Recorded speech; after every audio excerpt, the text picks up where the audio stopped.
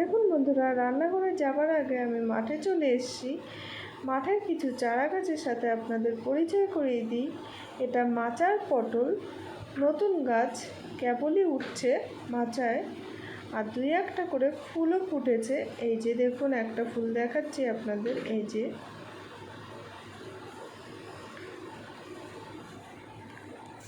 ফুল ফুটছে সেহেতু দুই একটা করে পটলও ধরছে।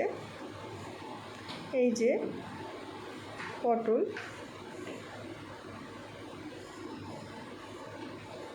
জমিটা আমি এক পলক দেখিয়ে দিচ্ছি।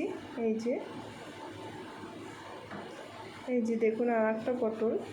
পাশেই আছে বেগুনের জমি। এই যে বেগুনের জমিতে চলে এসেছি। বেগুনের জমিটাও কেবল লাগানো হয়েছে, গাছটা কেবলই সুন্দর ঘটের মতো হয়ে উঠছে, আর এর ফুল ফল এখনো কিছুই হয়নি। যখন ফুল ফল হবে তখন আপনাদেরকে আমি দেখিয়ে দেব। দেখুন, পুরো জমিটা আপনাদেরকে আমি একবার দেখাই, কত সুন্দর লাগছে। দেখুন কত সুন্দর, প্রত্যেকটা গাছ ঘটের মতো হয়েছে।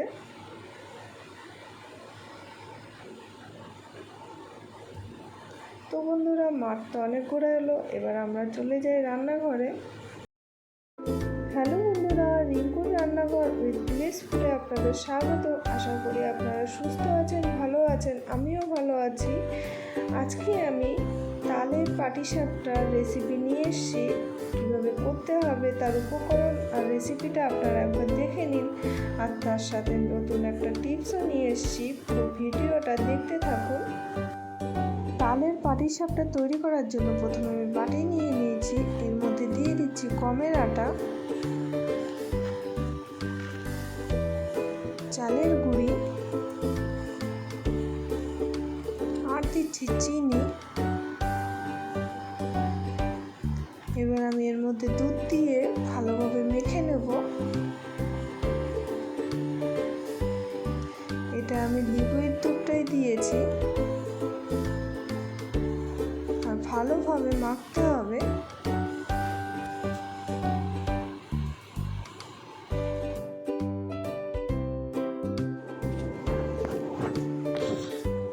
আমার আরেকটু দুধ লাগবে, আমি আরেকটু দুধ দিয়ে একটু লিকুইড করে নিচ্ছি।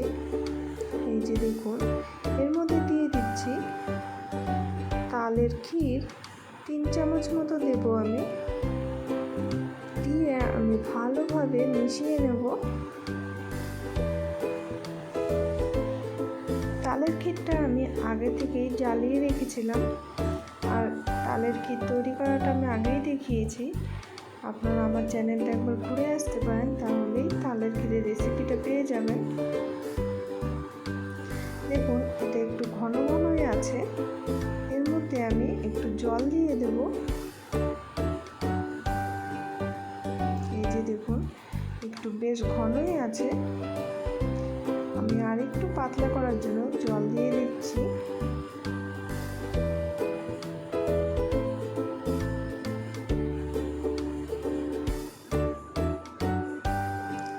এটা আমার একদম রেডি হয়ে গেছে। দেখুন কতটা পাতলা করেছি, খুব বেশি ঘনও করিনি, খুব বেশি মোটাও করিনি।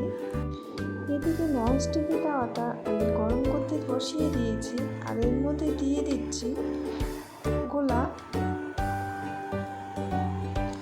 দিয়ে আমি কাঁঠালের পাতা দিয়ে একটু ভালো করে গোল করে ঘুরিয়ে নেব।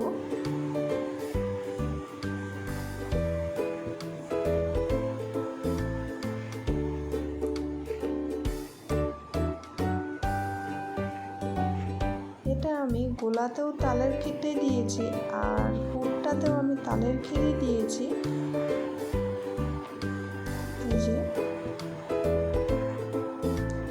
আর এই মতো অবস্থায় গ্যাসটা কিন্তু মিডিয়ামে রেখে দেবে, হাইতে রাখলে পোড়া লেগে যেতে পারে। আর চেষ্টা করবেন ননস্টিকিতেই করার।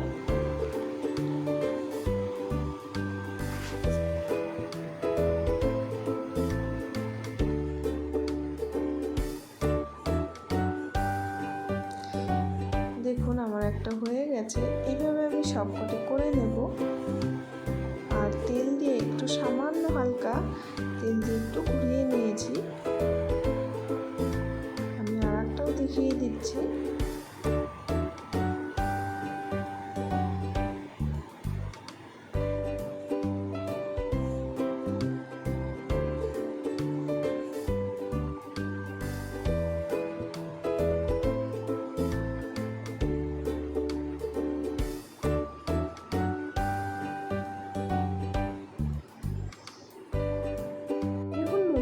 আমার তালের পাটিসাপটাটা একদম রেডি হয়ে গেছে। আপনারা বাড়িতে ভালো করে খাবেন আর কমেন্টে অবশ্যই আমাকে জানাবেন।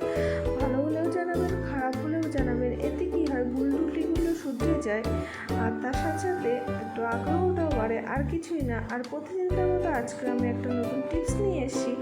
আজকের টিপসটি হলো, অনেক গৃহিণীদের রান্না করতে করতে হাত পা বা কোনো শরীরের কোনো অংশে পুড়ে যায়। পুড়ে গেলে দ্রুত পোড়া স্থানে পাকা কলা চটকে লাগান, জ্বালা কমে যাবে। আজকের টিপস ও রেসিপিটি যদি ভালো লেগে থাকে অবশ্যই শেয়ার করবেন, সাবস্ক্রাইব করবেন।